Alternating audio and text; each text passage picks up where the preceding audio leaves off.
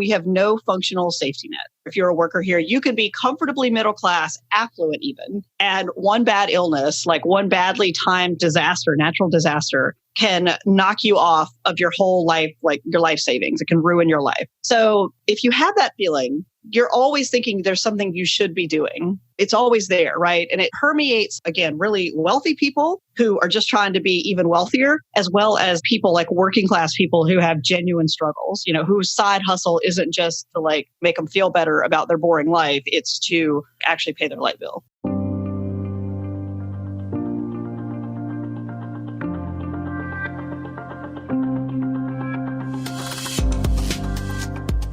Hey everybody, I'm Lori Rudiman. Welcome to a special summer edition of Punk Rock HR.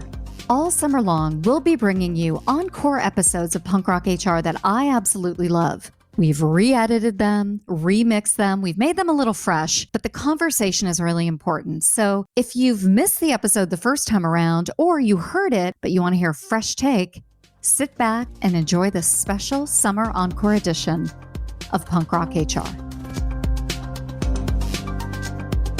This week, my guest is Mary Ellen Slayter. She's the founder and CEO of a B2B marketing company called RepCap Media. But Mary Ellen is so much more than that. She's a scientist. She's a journalist. She's a former writer at the Washington Post. She's also a mother, a partner, just an absolute dear friend. And she's someone who has a strong opinion on entrepreneurship and the hustle economy.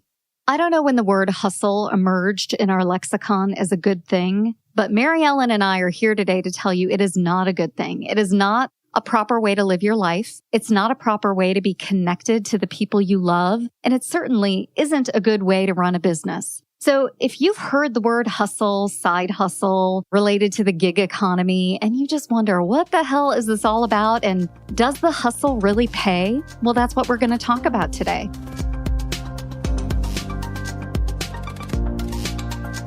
Listen, you and I are like-minded sisters on something. We fucking hate the hustle.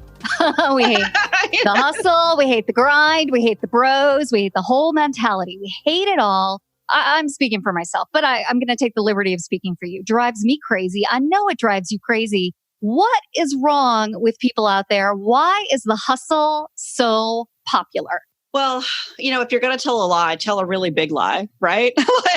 So we've kind of got this idea, and I think it's kind of swirled around on the idea of, the gig economy, right? It's like, oh, do you have a side hustle? Somehow like a side hustle is now a thing that lots of people have and they have to have in order to fill in the gaps and pay their bills, right? So there's that type of hustle. And then there's this other type of hustle that's like wannabe entrepreneurs, startup hustle, where it's like, yeah, I don't even eat food anymore. I work in my startup 12 hours a day. Now I get up at 4:35 because all those other jokers are sleeping until 5, and it's really, I could blame Gary Vee. I think he's the patron saint of the hustle.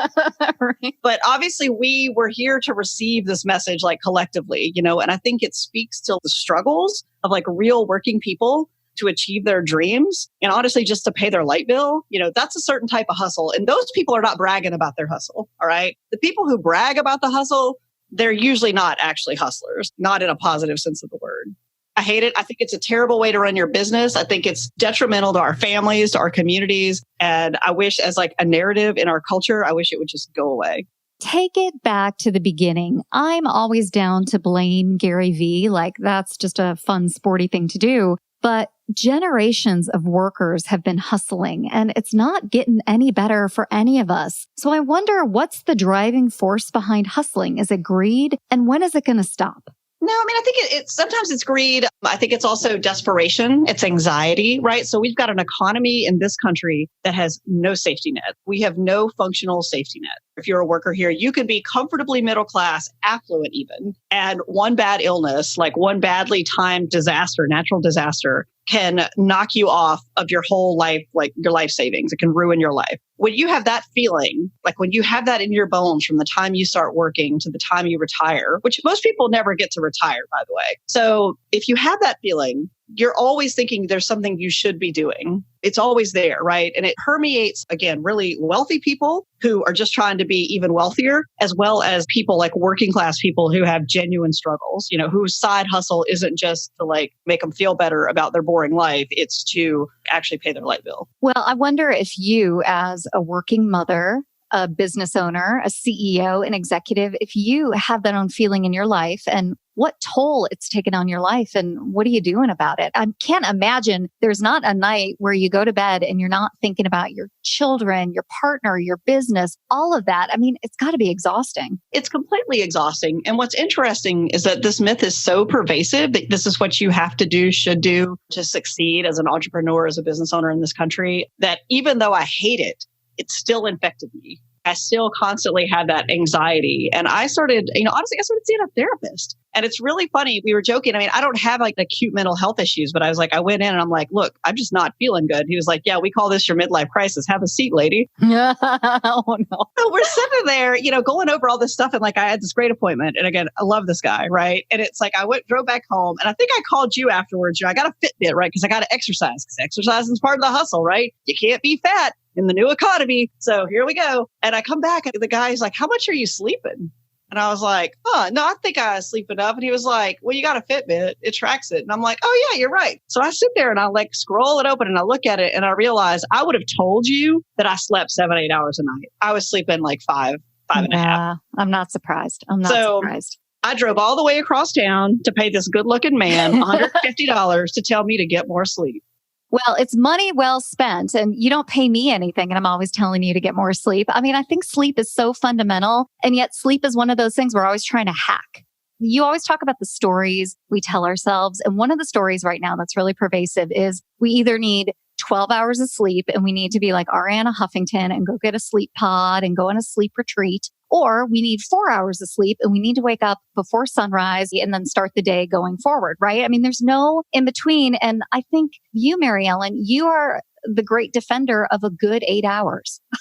I need 8 hours. I'm so much nicer. And so then when I did this, I started sleeping and tracking and making myself go to bed. And it's like my mood like drastically improved. And so I know you and I were joking about it's like, ooh, Lori, I got this new life hack. And you're like, tell me what it is. And I'm like, 8 hours of sleep a night. You're not going to believe it. It'll improve your mood. You'll be more productive at work. You'll be so creative. It'll even make your sex life better. But here's the bullshit I'm going to call on you because you're not getting 8 hours of sleep, even though you know better, even though you hate the hustle. I'm trying really, really hard. What gets in the way of it? Let's start there. Like what gets in the way of you taking good enough care of yourself to get 8 hours? Because I have to say something. People who do wake up at 4 a.m. and exercise, they look fantastic. They're really dedicated to self-care. So I want you to be in the camp of a sensible 8 hours, but what's stopping it? So what stops it is that I have one child. She's in middle school and she has to be at school at 7:05 a.m. Kind of ruined my life. I have another child who doesn't like to go to bed until 10 p.m. at night. And I know other people have these kids that like go to sleep at like 6:30, but mine have never been those children. My partner is a very hands-on parent as well, but I can't go to bed until other people have gone to bed. Yeah. And then I have to wake up before other people wake up. And like, that's just being a mama. That's usually what squeezes me. I also have a lot of interruptions in the middle of the night. That's also part of being a parent. It is getting better. I will say this, like since we've been having this conversation, I definitely don't get squeezed to 5.5 anymore. Like it's more like 6.5 or 7. And it made a huge difference. Huge difference. So one of the ways that we can fight the hustle is we can slow down and we can reclaim our sleep, right? And talk to ourselves, talk to our family about how sleep is important. What are some of the other things that you're doing? Even though you're part of the hustle, you're trying to keep up, you're trying to grow your important, awesome business that I love and support and that helps me out. So I don't want you to stop growing. But what else are you doing to make sure that you're not falling into the hustle trap? Have you ever wondered what really makes a generation tick? Who gets to pick the name? And why the slang keeps changing? Don't worry, I can help. My name's Dr. Megan Grace. On #Gen Z, I share the voices and experiences of Generation Z, how they're different from other generations, what moves them, and why they do what they do. In each episode, we go beyond the buzzwords and the stereotypes to dive into real conversations and the insights that matter to making intergenerational collaboration a reality. You can catch hashtag Gen Z on the Work Defined Podcast Network and wherever you listen to podcasts. I have real meals with people that I like who I don't pay and that don't pay me at least twice a week. That's pretty amazing. For a woman who travels as much as you do, that's pretty good. So I started thinking about it in terms of things that fill my bucket and things that empty my bucket. And if I'm doing something that empties my bucket, there better be like a lot of money involved. Like you better be paying me to empty out my bucket, or it's better be for the greater good. I better be taking this like to save the world, do something powerful for my community. I'm not just going to let you drain my bucket for nothing. And there are things that fill my bucket. And one of the things I've learned that really fills my bucket is dinners and lunches with my girlfriends. So I make a point to make sure that I get that kind of quality time. I love that advice about lunches and dinners because it's so simple and it's such an effective way to get to the heart of self-care. I wonder what other things you're doing to take care of yourself and to put yourself first and really take control of your career and your life. I read books that are not business books. I mean, and sometimes they do shape the way I think about business. You know, like right now I'm reading a book. It's a religious book. It's fundamentally like a sociological religious text. And like, it's shaping the way I think about certain things and design and the language we use and the narrative we use around the way we talk about our work. But I make sure that my reading does not consist only of Harvard Business Review, only of like whatever business book is out this week. I mean, I'm as excited as anybody to check out Simon Sinek's new book, but it can't be the only thing you read all year. That's not good for your brain. That advice is so important because for me, one of the things that I had to stop doing was only being an HR blogger, only being a podcaster, only being a writer, like only being the one thing that I am and do a little bit more. And fiction has been one of the things that has saved me from being a one-note Johnny. Like I just read this fantastic book called The Last Book Party. Oh, it was so good. I finally have something else to talk about other than my stupid job. Nobody wants to hear any more about my podcast or my book. And so I love that you've gone to fiction, that you've gone to religious texts, that you've gone to other things in order to reconnect. And it reminds me of another conversation that you and I have all the time about just being more human and being a better person. Like there's this movement out there right now that if you want to be plugged in and you want to participate in the hustle and the future of work, you've got to be focused on STEM. Talk to me about that. I know you've got a POV on this. One, I think, I don't think that that's true. I mean, I'm not going to knock a STEM education. I have one. My undergraduate degree is in agronomy from LSU. That's soil science, for those of you who are not plugged into the agriculture community. I studied statistics. I studied chemistry. I studied biology. My brain is a scientist's brain, right? Like my framework for how I solve problems, even as a marketer, is very much like, well, what does the data tell us? So it's not that I'm anti-STEM, but I think it takes more than that to be a smart person. I think it takes more than that to have wisdom. My wisdom doesn't so much come from that. Where I got my wisdom, if I picked up any in college, was my religious studies minor. And again, it's reading literature, it's reading history. Those are the things, philosophy, that's what gives us perspective. And again, answering that question, not of like, well, ooh, can I do this? It's should I? Science will never answer for you. Engineering will never answer the should we do this question. You need both to have a healthy brain. And one of the things we don't ask enough in our own lives, I think, is should I? Should I take this job? So many of us are following the hustle. We're trying to capitalize on all opportunities and we chase the dollars instead of thinking about the cost to our lives, to our bodies, to our relationships. Should I stay out late when I'm at a conference, right? Something as simple as that. We don't ask ourselves that because we're afraid of missing the moment. I think that should I question is so mindful, but it's not like woo-woo mindful. It's just practical mindful. I was thinking about when you miss things. Like I've gotten to a point, you and I go to a lot of conferences. When I was younger, I felt like I needed to stay out all night in order to meet people, to make connections. And now that I'm a bit older, I still like to have a good time and I still like those opportunities to meet people in a more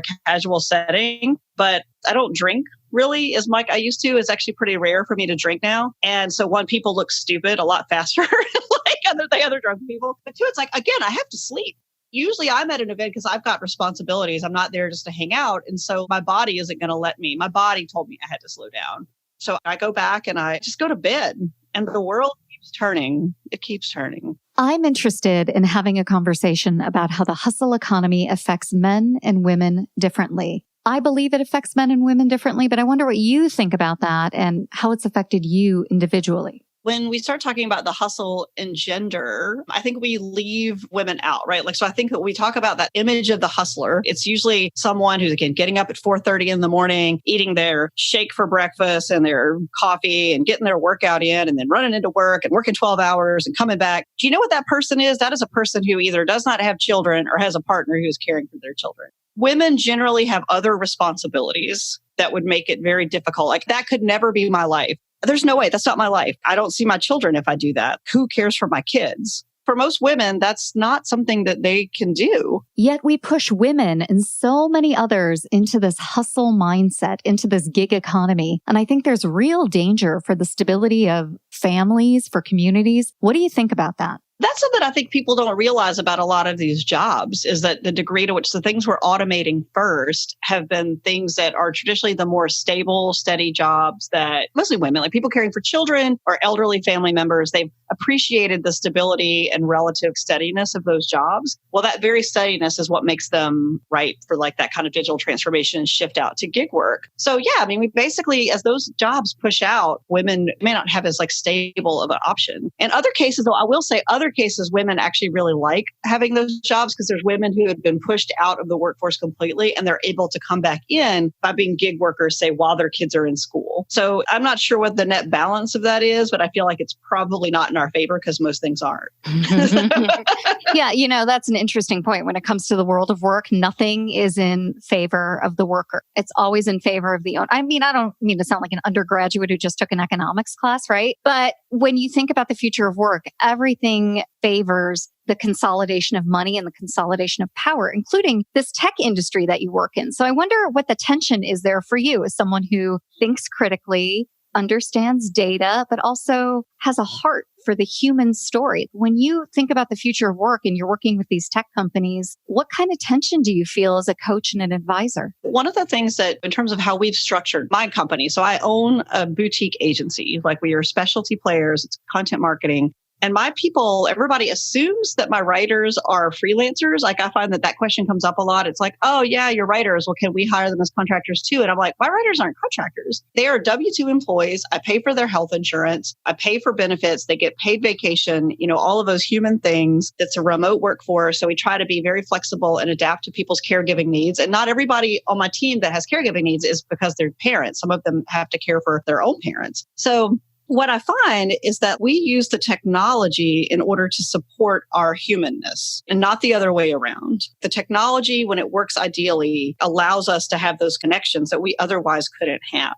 Yeah, but Mary Ellen, how do you afford to run a company with employees, right? Isn't that the statement out there, the statement that is fact, that you cannot possibly have a workforce that's all full-time employees and pay them well and give them benefits and give them maternity leave and give them sick pay and PTO and all the kind of good stuff that we used to give 10, 15, 20 years ago and still compete in the global economy? You just can't do it, Mary Ellen. You don't know it yet. You're going to fail.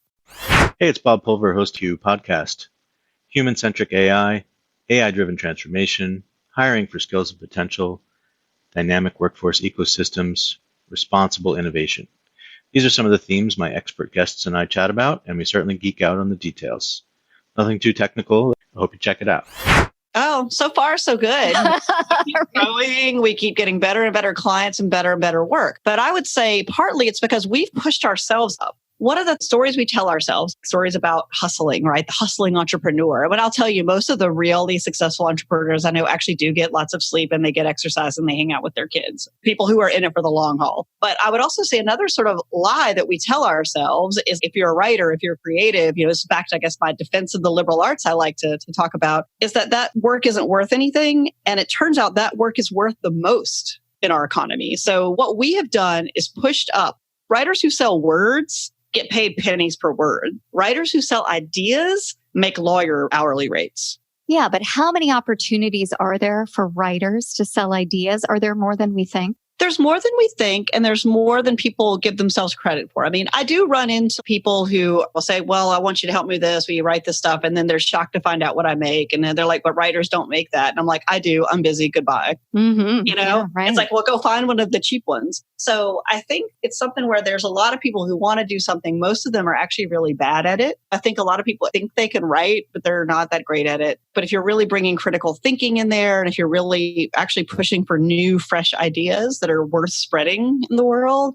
that there's not as many of those. And that's the work that we fight for. I don't need the rest of the work. I can make a very comfortable living. My people can make a very comfortable living without even bothering with that. Lots of people are hungry for that level of insight, support, and guidance. We talked a little bit earlier about the world of STEM, and it's not STEM versus creative. It's actually a blend of both. But I see there's often a delineation between the world of creative and business professional. And it's an artificial separation, right? I think the only difference between somebody who's creative and someone who's a business person is a paycheck. And you need a paycheck to be creative. Like, this is something I've been talking about for years. Do you find that when you talk to people about writing or creating, they really don't have an understanding of what it takes to be a true working artist in our economy? I don't know what else to call it. Artist, right? Well, okay. So here's the thing. At its core, to be an artist, which I think will be the most valuable occupation and mindset in our economy in 50 years, an artist is someone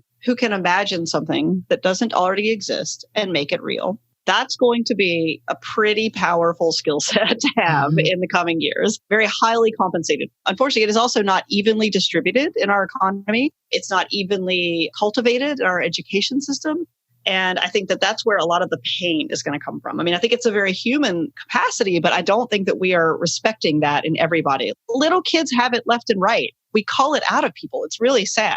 But what I think is going to happen in the economy is, like, if you think about your work, like when I talk about, I consider myself a creative. I don't consider myself a creative because I'm a writer, because my background is journalism, which is more of a craft. That's not literature. I mean, I like literary nonfiction, but I'm really a craft person in the way that I learned to write. I consider myself creative because I get creative in solving problems. If there is something, the stuff I love, give me the sticky, messy, gooey, ambiguous, messed up situation. That's what I want to untangle. You tell me you can't do it, like, watch me. That is where I think creativity comes into play. And there are amazing paychecks available for people who can do that. Well, from your lips to God's ears, man. So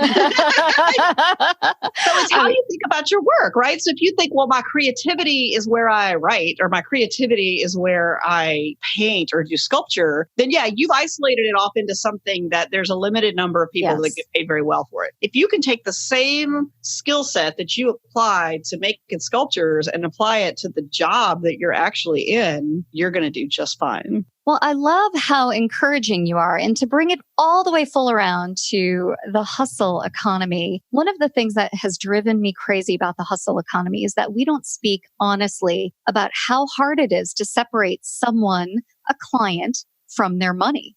So it's incredibly hard to do that. It's incredibly hard to get someone to write you a check, no matter how great you are, no matter how skilled you are, no matter how well you solve problems. Getting over that final hump is always a challenge. So there are people out there who are in the gig economy, they're hustling, they're struggling, and they want to sleep. They want to do all the things that you've just talked about, but they're really having a problem with the sales cycle. I know you've received great sales advice throughout the year. Do you have any advice to leave people with to help them get over that last hurdle? Because as you know, I believe money solves almost every problem. Do you, like, I always think about when I'm traveling, it's like, do I have a working credit card and an ID? Everything else can be fixed. That's exactly right. Like, you can buy anything else, like you can get out of any jam. No, I think the best sales advice, I've actually got a lot of really good sales advice over the years. And the two people that I'll give props to for that are Ryan Estes and Don McPherson. Like, I've been privileged to work with them and work alongside with them and glean what I could over the years. And the most important thing they taught me is that a good salesperson is a problem solver. If you go into the conversation prepared and you listen and you figure out what the person's real problem is, like what is their real challenge, which may not be what they thought was their problem when they called you. If you can put the work in and understand that and come up with the real solution, you've got a customer for life, right? Like, that's really where that trust happens. That's where that magic happens. It's not hard to get the money if you build that kind of relationship. that kind of relationship takes time, and it's almost counterintuitive to the way that we think the sales cycle goes in the hustle Anti-hustle. economy. Yeah, right. Anti-hustle. That is not the hustle. You cannot rush this. I actually said this to somebody on my team the other day. She got the opportunity to talk to a startup CEO in our field. And she introduced me to it. We got on the phone and we were talking about employee engagement and surveys and sentiment analysis and narrative and how we tell stories about the way we work. And it was a fascinating conversation. We get off the call and later on, I'm checking in with this team member who's fairly new to our team. And she said, well, I'm sorry I wasted your time with that call because we didn't get a proposal, right? It wasn't like a buying. She was thinking as it was a sales call. And I was like, that was not a waste of time. I just got 30 minutes with a startup CEO in our space who's clearly doing really interesting things and got to ask him all the questions I could think of. And I'll see him again. Yeah. Yeah. That was a gift. What a gift, right? I don't need to sell him anything to make that call worth my time. That is anti-hustle. The hustlers would tell me I shouldn't have taken that call, I suppose.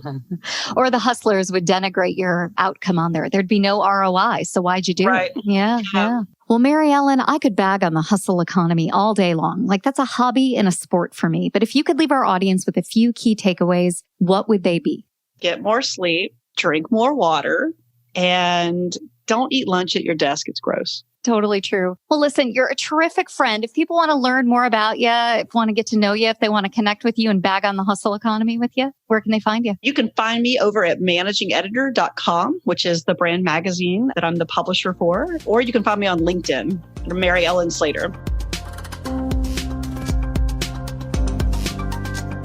Hey, everybody. I hope you enjoyed that episode of Punk Rock HR. Whether you're new to it or you heard it before, everything you need is always in the show notes, and you can find them at lorirudiman.com/punkrocHR. Now, I hope you're having a great summer, and it was an honor to spend some time with you today. Thanks again for listening, and we'll see you next time on Punk Rock HR.